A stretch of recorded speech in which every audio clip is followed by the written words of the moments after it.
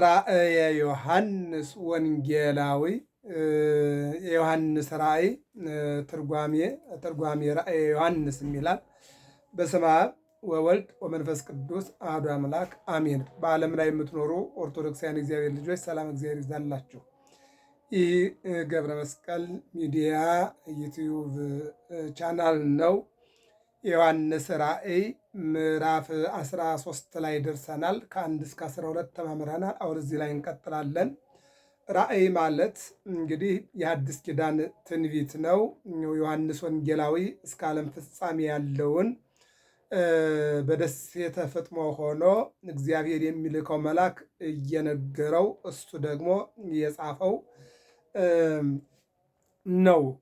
በዛ በደሴተ ፍጥሞ በውሃ ላይ ሆኖ በውሃ ላይ ያለች ደሴት እዛ ላይ ሆኖ በግዞት ሆኖ ምግብ ሳይበላ እህል ሳይቀምስ ከሰው ጋር ሳይነጋገር እንዲሁም ደግሞ ወደ ሰማይም ወደ መሬትም ወደ ውሃውም ወደ የብሱም ወደ ደረቁም ከቅዱስ ሚካኤል በስተቀርና ከእግዚአብሔር ቸርነት በስተቀር የሚያየው ነገር በሌለበት ቦታ ሆኖ የጻፈው ትንቢት ወይም ራእይ ነው ማለት ነው። እና እዚህ ላይ ደርሰናል። ወወፃ ካልእ አርዌ እምነ ባሕር ይላል። ከባህር ሌላ አውሬ ወጣ ወይም ሌላ አውሬ ከባህር ሲወጣ አየሁ ይላል። አሁን እንግዲህ በሶስት የተከፈለ ራእይ እንደሆነ ባለፈው ተነጋግረናል። አንደኛው ወዲያውኑ አሳውን፣ አሳ አንበሪውን፣ ጉማሬውን፣ አዞውን ይመለከታል እንደ ሰውነቱ እንደ ሰውኛ ማለት ነው። በሌላ መልኩ ደግሞ ወዲያውኑ የሚደረግና የሚሆን ትንቢት፣ ቀጥሎ ማዕከላዊ ትንቢት፣ ከዚያ ቀጥሎ ሶስተኛውና የመጨረሻው ትንቢት የዓለም ፍጻሜ ሐሳዌ መሲሕን እያየ ነው የሚናገረው። እና ምን ይላል? እንዲህ ብለህ ጻፍ ይለዋል። እንደሚታወቀው ባለ ራእዩ ዮሐንስ ወንጌላዊ ነው። ከ12 ሐዋርያት አንዱ፣ ከአራቱ ወንጌላውያን አንዱ ነው። ተናጋሪው ደግሞ እየመጣ የሚያናገረው ጻፍ የሚለው ደግሞ የመላእክት አለቃ ቅዱስ ሚካኤል ነው ማለት ነው። ስለዚህ ምን አለ? ወፃ ካልእ አርዌ እምነ ባሕር፣ ሌላ አውሬ ከባህር ሲወጣ አየሁኝ ይልና ሐሳዌ መሲሕ ነው። አሳች ማለት ነው። አሳች በነገራችን ላይ ከዚህ ቀደም እንግዲህ በብሉይ ኪዳንም በአዲስ ኪዳንም አሳች ብዙ አሳች ብሉይ ኪዳን ላይ ብንል፣ አዎ በሰይጣን መሪነት በሰይጣን አጋፋሪነት የውሸት ትንቢት የሚናገሩ አሰናካይ ቃላት የሚናገሩ ይልቁንም ደግሞ ከእግዚአብሔር የሚያርቁ ብዙ የሐሰት ነቢያት ታይተዋል። በአዲስ ኪዳንም እንደዚሁ እኔ እግዚአብሔር ነኝ እስከ ማለት ድረስ፣ እኔ ማርያም ነኝ እስከ ማለት ድረስ፣ እኔ መልአክ ነኝ እስከ ማለት ድረስ ባለ ራእዩ ዮሐንስ እንደተናገረው ሰይጣን ከሰማይ እሳት እስከ ማውረድ ድረስ ስልጣን አለው አቅምም አለው እንዳለው በተለያየ መልኩ መጥቷል። አሁን ሌላኛ ወይም ሌላ አውሬ ከባህር ሲወጣ አየሁኝ ሐሳዌ መሲሕ ነው ይላል። መንግስቱ ገና አልተደላደለምና እምባሕር አለ። እንግዲህ የሐሳዌ መሲሕን ታሪክ በዮሐንስ ራእይ ምዕራፍ 13 ላይ ይነገራል። እሱም በተመለከተ ነው አጠር ባለመልኩ የምንመለከተው። ምን ይላል? እናት አባት እንዳሉት። በነገራችን ላይ የመላእክት ሰይጣን የሆነው ዲያብሎስ የሆነው ሳጥናኤል ነው አይደለ? የብርሃን መልአክ ነው። የብርሃን መልአክ ሳጥናኤል እኔ እግዚአብሔር ነኝ፣ እኔ አምላክ ነኝ፣ እኔ የዓለም ገዥ ነኝ፣ የሰማይ ምድርን ብሎ ወደ ከብርሃን መልአክነት ወደ ጨለማ፣ አዎ ይልቁንም ደግሞ ከብርሃን መልአክነት ወደ ሰይጣንነት ወደ ዲያብሎስ ወደ ዘንዶነት ተቀይሯል ማለት ነው። አሁን እንግዲህ ይሄ ነው። ወደ ሰው ስንመጣ ደግሞ ምንድን ነው? በኦሪት ዘፍጥረት ምዕራፍ 3 ላይ ሰይጣን ለሔዋን በለስን ባበላት ጊዜ በደሟ ተዋሃደ ነው። አዳምን በበላ ጊዜ በደሙ ተዋሃደ ነው። አሁን ሰይጣን በሰዎች ደም ላይ እያደረ ሰዎችን ያስታል ማለት ነው። ባጭሩ ግን ከመላክም ሰይጣን የሆነው ከመላእክት አንዱ ነው። በሰው ልጅም ደግሞ እንግዲህ የምናያቸው አሳቾች የሚመጡት ከሰው ልጆች ነው። እየተወለዱ በአዳምና በሔዋን ምክንያት የመጣው ነው። አሁን እንግዲህ እየሰፋ ሄደው ማለት ነው። እና ምን ይላል?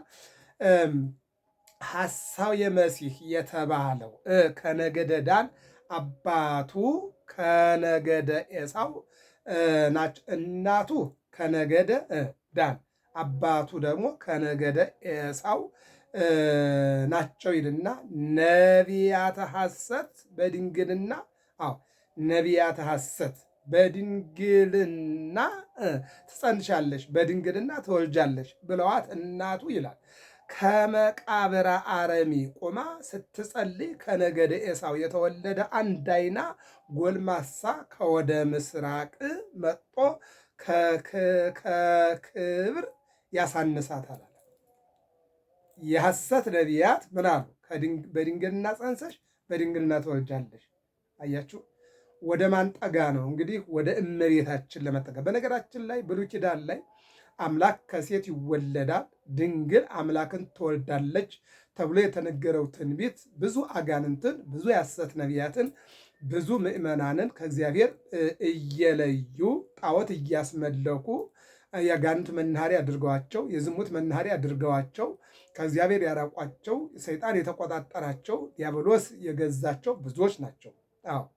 እና ምን ይላል? የነቢያት ሐሰት ነው የሚለው። የሐሰት ነቢያቶች፣ የሐሰት ተናጋሪዎች ምንድን ነው የሚለው?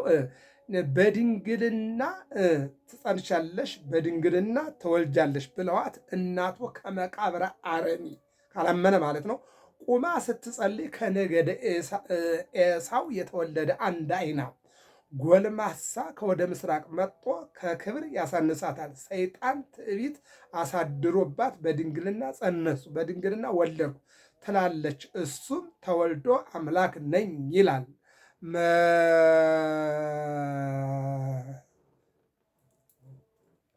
ያመጣጡ ጉዳይ፣ ያካሄዱ ጉዳይ ከባድ ነው። ሰይጣን የሚመጣበት ሰይጣን መጥቶ ከክብር ያሳንሳታል። አሁን እሷ በድንግልና ጸንቼ በድንግልና ወልዳለሁ ነው። ነገር ግን ሰይጣን መጣና በሰው ከክብር አሳነሳት ነው። በዚህ በማቴዎስ ወንጌል ምዕራፍ 13:51 ላይ የምናውቀው የናዝሬቱ ኢየሱስ የዮሴፍ ልጅ የማርያም ልጅ ወንድሞቹ ኤሳው ያዕቆብ ይሁዳ አይደሉምን እያሉ ተሰናከሉበት ይላል። አያችሁ፣ እዚያ ጋር እሱን እንነካለን እሷን እናቃልላለን ሲሉ እነሱ ምን አሉ? ተሰናከሉበት የሚል ነገር ነው የምናለው። እዚህ ጋር ደግሞ በድንግልና ጸንሼ በድንግልና እወልዳለሁ ስትል ከአረሚ መቃብር ላይ ቆማ ከምስራቅ በኩል አንድ ያው ሰይጣን ነው መጣና ከክብር አሳነሳት ነው የሚለው። ለዚያውም አንድ አይና ኤሳውን የገደለው በነገራችን ላይ ኤሳው ማነው? ቃየል ወንድሙን አቤልን ገደለ። አቤል በቃየል ሞተ። ቃየልን የገደለው አንድ አይና ነው። እንደ ቃየል በጉልበቱ ተመክቶ አቤልን እንደገደለው እግዚአብሔር ቃየልን ለመግደል ባለጉልበት አልፈለገም። አንድ አይናውን አምጥቶ ነው ያስገደለው። ከክብር ያሳነሰው ማለት ነው። ከክብር እንዲወርቅ አድርጎታል። እና አንድ አይና ጎልማሳ ከወደ ምስራቅ መጥቶ ይልና ከክብር ያሳንሳታል። ሰይጣን ትዕቢት አሳድሮባት በድንግልና ጸነሱ፣ በድንግልና ወለዱ ትላለች። እሱም ተወልዶ አምላክ ነኝ ይላል። መልኩንም ከዚህ ይናገሩታል ይላል። ወይ መስል ውእተ አርዌ ነምረ ብሎ አሁን እንዲያመጣው ይላል። አካሉ ቆቅሻም ነው። አሃቲ አይኑ ዘፍስይት ይላል። አንድ አይኑ የሞተች ናት። ዋሃዱ አይኑ ዘስሩር በድን ይላል። የሚገርመው ነገር ስለ ሰይጣኑ አድሮበት የሰራበትን ስራ ነው የሚናገረው። አንድ አይኑ በጣም አናሳ ናት። አንድ አይኑ ደግሞ ደም ይመስላል። ደም የሰረበው ማለት ምንድነው? ደም በላው ላይ እንትን ያለበት። ለምሳሌ አንዳንድ ጊዜ አይናችን እንጨት ሲነካን የተለያዩ ነገሮች ትንኝ ነገር ሲገባ አይናችን ወደ ደምነት ይቀየራል ማለት ነው። እና አንዷ አይኑ ትንሽ፣ አንድ አይኑ ደግሞ በደም የተሸረበ ወይም ደግሞ ደም በላው ላይ የረጨበት ይመስላል ነው የሚለው። እና ምን የሰረበ ስር ማለት በላው ላይ የረጋበት ማለት ነው። አይኑ ደም የሰረበው ማለት ነው። ፈጣጣ ነው። አይኑ በደም ለብሷል። ግን አንዱ አይኑ ፈጣጣ ነው፣ አንድ አይኑ ደግሞ ልም ነው። ምንድን ነው? ቀጫጫ ነው ማለት ነው። እና ሁለቱም ይለያያሉ ማለት ነው። ያችኛዋ ትንሽ ሆና አትታይም፣ ትልቁ ደግሞ ፈጣጣ ሆኖ እንደ ኮከብ ደም በላው ላይ የሰረበበት ነው ይላል። እና ከዚህ በኋላ ምንድን ነው የሚለው? ታህታይ ከንፈሩ የአቢ ይላል። የሚገርመው ነገር አንዱ ከንፈሩ ደግሞ በጣም ትልቅ ነው፣ አንደኛው ደግሞ በጣም አናሳ ነው። እና እንደውም በሀገሩ ቋንቋ ለመናም ይሄ የሚባል ነገር አለ ማለት ነው። እና ያንን ቋንቋ ይናገርበታል። በአፉ ከአንበሳ ምንድነው በከንፈሩ ይላል የአቢ ይላል። ከንፈሩ አንዱ ትልቅ አንዱ ትንሽ ከሆነ ይላል ካለ በኋላ ወአፉ ከመ አንበሳ፣ አፉ ደግሞ እንደ አንበሳ ነው። አዎ ሲከፍተው እንደገና ደግሞ ሲቆጣም አንበሳ ይመስላል ይላል። እንደገና ደግሞ ጽንጥዋት እደዊሁ ይላል። ጽንጥዋት እደዊሁ አውራጣቱ ጠማማ ነው። ይሄ አውራጣት ጽንጥዋት እደዊሁ ማለት አውራጣቱ ጠማማ ነው። ወእገሪሁ ከመድብ ብሎ እንዲያመጣው ዘጸያፍ እገሪሁ ይላል። እግሩ ጠማማ ነው፣ እግሩ ደግሞ ወልጋዳ ነው ይላል። አሁን የሚያመጣው ስለ ሐሳዊ መስህ ስለ ሰይጣን እየተናገረ ነው ያለው። ዘአሰርቱ አቅርንቲሁ ወሰባቱ አርስቲሁ ይላል። 10 ቀንዶች ያሉት 7 አርስት ያለው ነው ይላል። ሰይጣኑ ማለት ነው። ወይም ደግሞ ሐሳዊ መስህ ማለት ነው። ወይም ደግሞ እነሆ በድንግልና ጸድቼ በድንግልና ወልጄ ለትልቅ ዓላማ አደርሳለሁ ብላ ሰይጣን እስከ ማሳት ድረስ የደረሰባትን ነገር ነው እየተናገረ ያለው ማለት ነው። ከዚህ በኋላ ምን ይላል? እንደውም የሚገርመው ነገር ምንድነው ወውስተ አቅረንቲሁ 10ቱ ቀጸላ ይላል። በ10 ቀንዶቹ ላይ 10 ትርፍ ያለው አንድም 10 ተወራጆች ያሉት ይህን ጊዜ ይሾማል። አንድም የኔ ናቸው ይላል። የአለቃ አለቃ ያሉት ያን ጊዜ ይሾማል። አንድም የኔ ናቸው ይላል። ወውስተ አርስቲሁ ከስመ ጽርፈት፣ በ7ቱ አርስት ላይ የስድብ ስም አለ ይላል። በ7ቱ አርስት ላይ የምን አለው? የስድብ ስም አለው ይላል። እንግዲህ ያው ሰይጣን እንደሚታወቀው ከስድብ የወጣ አይደለም፣ ክብሩም ገናናነቱም እና ምን ይላል? የስድብ ስም ተጽፎበታል ይላል። ተጽፎበታል አምላክ ነኝ ይላል። አንድም 7ቱ አርስተ ኃጣው በሱ ጊዜ ይሰራሉ። ኃጢአት አዳም አዳም እንደሚታወቀው እምድረ 7ቱ ዓመት አለው አዳም ትእዛዘ እግዚአብሔር ምንድን ነው የሚለው? አዳም ቅትለተ አብየል ጥቅመ ሰናዖር 7ቱ አርስተ ኃጣው በሱ ጊዜ ይሰራሉ። ኃጢአተ አዳም ቅትለተ አቤል ጥቅመ ሰናዖር፣ ኃጢአተ ሰዶም፣ ኃጢአተ እስራኤል፣ ቅትለተ ዘካርያስ፣ ሞተ ወልደ እግዚአብሔር። እነዚህ ናቸው። 7ቱ ማለት እነዚህን ነው እየተናገረ ያለው። 7ቱ አርስተ ኃጣው ወይም ደግሞ አርስተ ኃጣው ይላል። በሱ ጊዜ አለ። በሱ ጊዜ 7ቱ አርስተ ኃጣው ይሰራሉ ይልና 7ቱን ይዘረዝራል። እነማን ናቸው እነሱ ስንል የመጀመሪያው ቅትለተ አብየል የመጀመሪያው ቁጥር 1 ኃጢአተ አዳም ይህንን እየተናገረ ያለው ማን ነው? ባለራእዩ ዮሐንስ እየጻፈ ባለበት ሰዓት ቅዱስ ሚካኤል መጥቶ እንዲበለ ጻፍ አለው። ምን አለው? በ7ቱ አርስተ ኃጣው አለው። በአዲስ ኪዳን ለምሳሌ ጌታ 3ቱ አርስተ ኃጣው የሚባሉ በዚያ በገዳመ ቆሮንቶስ ጌታ ያሸነፋቸው ናቸው። ወደዚህ ስንመጣ 7ቱ አርስተ ኃጣው በዚያን ጊዜ ይሰራሉ አለ። አንደኛ ኃጢአተ አዳም፣ የአዳም ምንድን ነው? በለስን መብላቱ። ሁለተኛ ቅትለተ አቤል፣ የአቤል በቃየል መገደል። ሶስተኛ ጥቅመ ሰናዖር፣ ሰናዖር ማለት አብን ወጋ ነው፣ ወልድን ወጋ ነው፣ መንፈስ ቅዱስን ወጋ ነው ሲሉ ሕንፃውን አፈራርሶ እነሱን በትኖ ገሎ እነሆ ባቢሎን ፍርስራሽ ያደረገበት። ኃጢአተ ሰዶም ሰዶምና ገሞራ ወንድና ወንድ ሴትና ሴት እየተጋቡ እግዚአብሔርን ሲያሳዝኑ በእሳት ዲን የጨፈጨፈበት ይህንን ነው የሚናገረው። ኃጢአተ ሰዶም ማለት ነው። ኃጢአተ እስራኤል ማለት ጥጃ እያመለኩ ለጥጃ እየሰዉ እየተንበረከኩ ሙሴ መጥቶ እነሆ አንድ ጊዜ ያለቁትን የሚናገር ነው። ይህን ይናገራል። ቅትለተ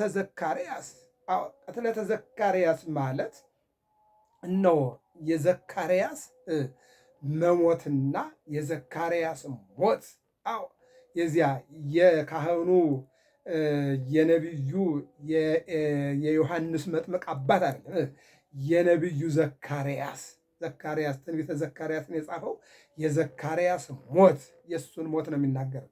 ይቀጥልና ደግሞ ሞተ ወልደ እግዚአብሔር የድንግል ማርያም ልጅ የኢየሱስ ክርስቶስ በመስቀል ላይ ተሰቅሎ በ5 ምስማር ተቸንክሮ በአንድ ጦር ተወግቶ ኮምጣጤ ጠጥቶ 6666 ግርፋት ተገርፎ ምራቅ ተተፍቶበት አምላክ አይደለህም ተብሎ ይልቁንም ደግሞ እነሆ ስጋውን ቆርሶ ደሙን አፍሶ እናቱ ቀና ብላ ማየት እስኪሳናት ድረስ ያሳለፈው መከራ ስቅለተ ወልደ እግዚአብሔር ብሎ ያመጣዋል።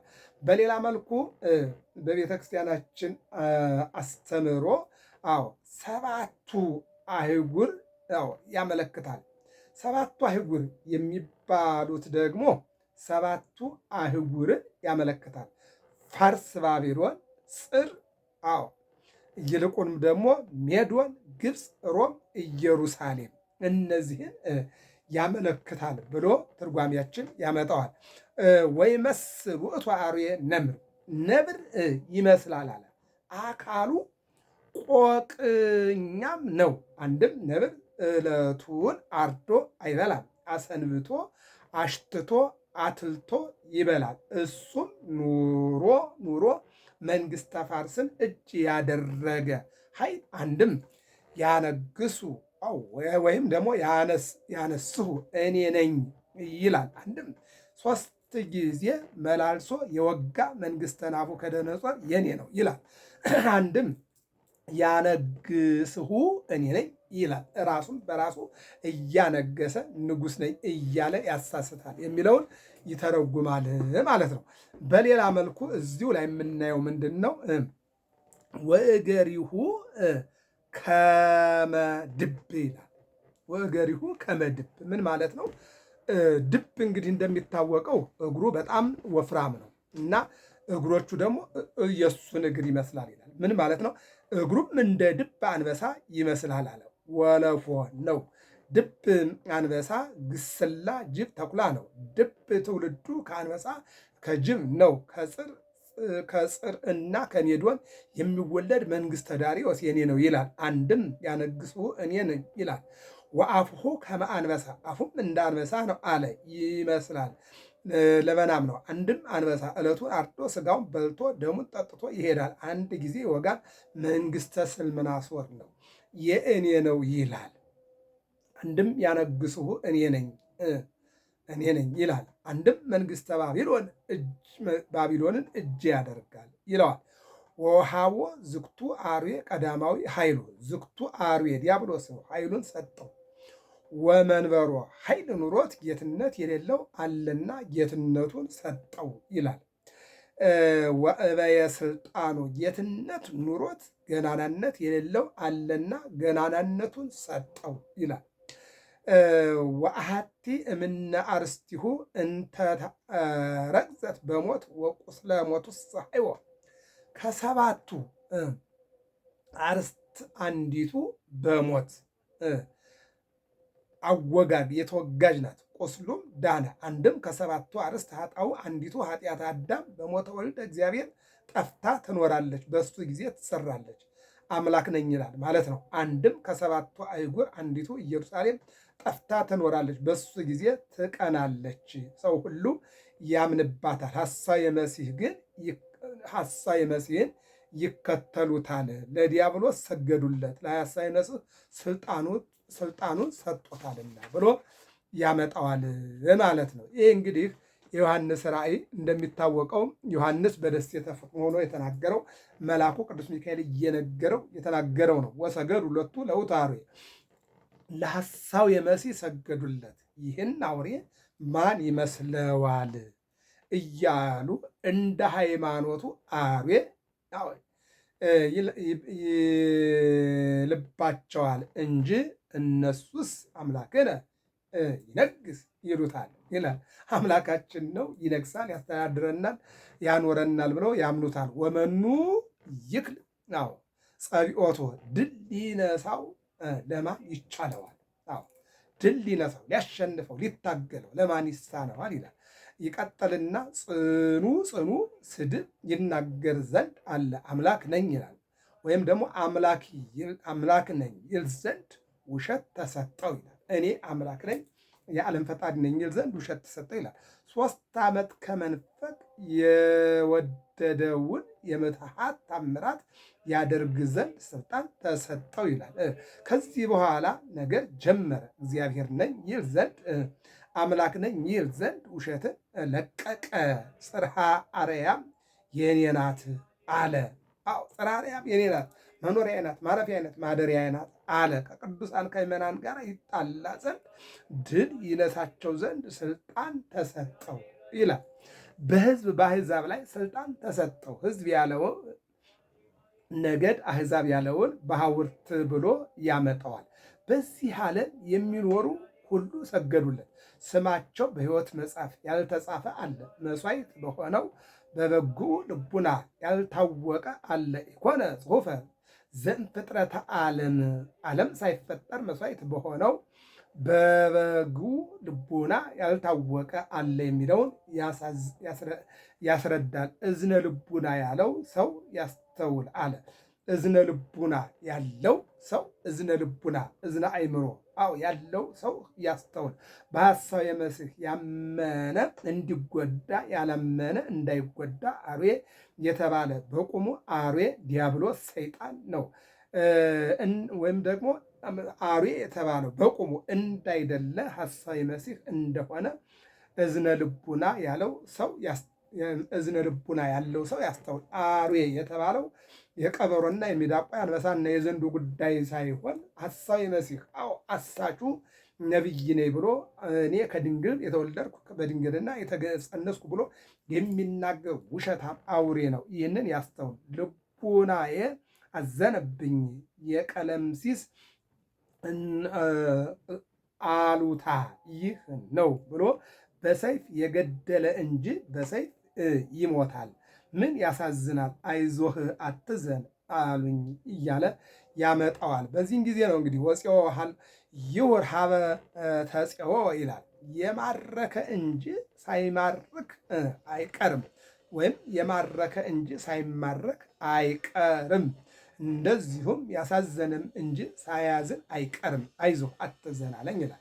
ንዕድ ክብርት የምሆን የቅዱሳን የምዕመናን ትዕግስታቸው ሃይማኖታቸው ይህ ነው አለ። ይህንም ያሳድርባቸው ያስደርግላቸዋል። አንድም ያን ጊዜ ነው በሰይጣን አለማመናቸው ለሰይጣን አለመታዘዛቸው ያን ጊዜ ነው። አንድም ይህን ያስደርጋቸዋል ብሎ ያመጣዋል ማለት ነው። እንግዲህ የዮሐንስ ራእይ ምዕራፍ 13 ስለ ሐሳዌ መሲሕ በጣም አብራርቶ የሚናገር ሐሳዌ መሲሕ ማለት ደግሞ በመጨረሻው ጊዜ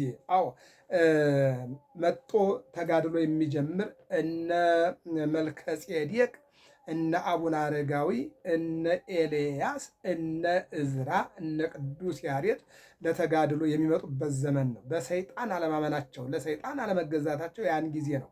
አንድም ይህን ያስደርግላቸዋል እያለ ይናገርና ከዚህ በኋላ ሌላ አውሬ ከየብስ ወጣ አለ። ሐሳዊ ነው፣ ኤልያስ ነው። ከየብስ ተነሳ። የሚነሳ የሐሳዌ መሲሕ መንግስት ከተደላደለ በኋላ ነውና እምነ ምድር አለ ብሎ ደግሞ ያመጣል ራእዩ ማለት ነው። ምን አለ? 2 አቅርንት ያለው ሐሳዌ ኤልያስና ሐሳዌ አብድዩ ይነሳል ይላል። በአብድዩ ይመሰላል አለ። ኤልያስ ነኝ ይላል አለ። ሐሳዊ መሲህ አምላክ እንደሆነ ይናገራል። የዲያብሎስ ስልጣን በሐሳዊ መሲህ ፊት የምትሃት ተአምራት ያደርጋል አለ።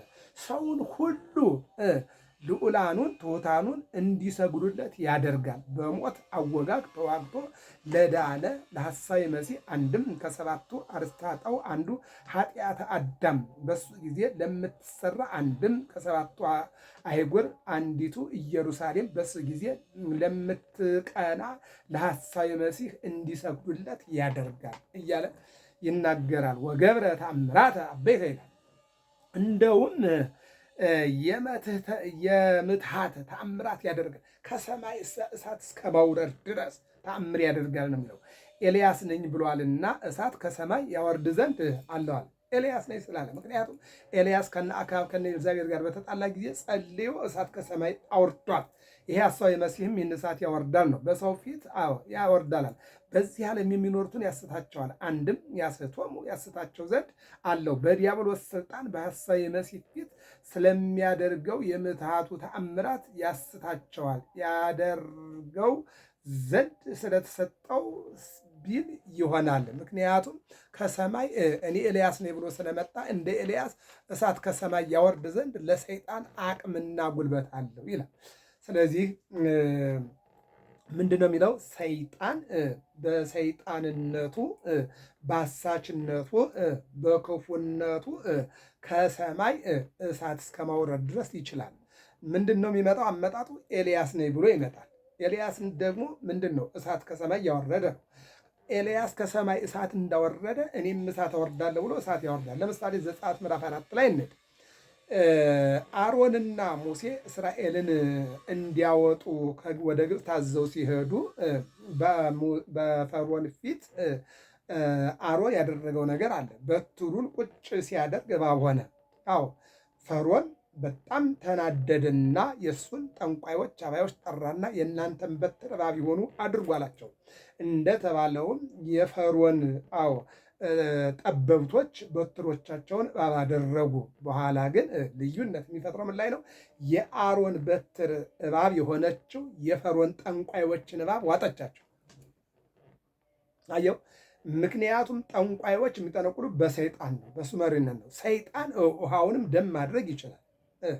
እንደገና ደግሞ እያንዳንዱን ሰው በተለያየ መልኩ መቀየር ይችላል። እና ምንድን ነው ያደረገው? በትራቸውን የፈርዖን ጠንቋዮች በትር ምን አደረገ? እባብ እንዲሆን አደረገላቸው ይላል። በኋላ ግን የነዚያ በአስማት ነው፣ የአሮን ደግሞ በተአምራት ነው። ልዩነት ማወቅ ያስፈልጋል። በተአምራት የተገኘችው የአሮን በትር እባብነት የፈርዖን ጠንቋዮችን እባብ ዋጠች። ለምሳሌ እንውሰድ። ጌታ በተአምራት ቶማስን እጅህን አስገባ አለው። እጁን አስገባ። ሲያወጣው እጁ ጉንዱሽ ሆነ። መልሰው አለው። ሲመለስ እጁ ተመለሰ። ጌታ ሙሴን ምን አለው? እጅህን ወደ መዳፍ አስገባ አለው። አስገባ። ሲያወጣው ጉንዱሽ ሆነ። ሙሴ ደነገጠ። መልሰው አለው። ሲመልሰው 5 ጣቱ እንደሆነ ሆነ። ሙሴን በትርህን ጣል አለው። ጣለው። እባብ ሆነ። አንሳው አለው። በትር ሆነ። አየው። በበትርህ የግብፅን ውሃ ንካው አለው። የግብፅን ውሃ ሲነካው ምን ሆነ? ደም ሆነ። ደም ሆነ። እንደገና ደግሞ የግብፅን ውሃ ንካው አለው። ሲነካው ደግሞ ጓጉንቸር ሆነ። እንደገና የግብፅን ውሃ ንካው አለው። ሲነካው እንደገና ደግሞ በሀገሩ ላይ ዝንብ ተለቀቀ። እንደገና ደግሞ ውሃውን ንካው አለው። ምን አደረገ? በሀገሩ ላይ ቅማል ተለቀቀ። እንደገና ደግሞ ንካው አለው። ምን መጣ? ሲነካው ምን መጣ? ደግሞ ጨለማ ሆነ ሀገሩ። እንደገና ንካው አለው። እንደገና ሲነካው ደግሞ በሀገሩ ላይ በሽታ መጣና ደግሞ እንስሳቱን እንዳለ ጠቅላላ ጠረገና ገደለው። እንደገና ደግሞ ምተዋል። እንደገና ደግሞ ምን መጣ ማለት ነው? የበኩር ልጅ እንደገና ደግሞ ተመታ፣ ተገደለ። ከዚያ የኤርትራን ባህር ከፍሎ እስራኤል እናሻገረ። አሁን እኒህ የሚያደርጉ ተአምራት ናቸው። ይሄ እግዚአብሔር ተአምራት፣ የሰይጣን ግን ሰይጣናዊ ተአምር ነው።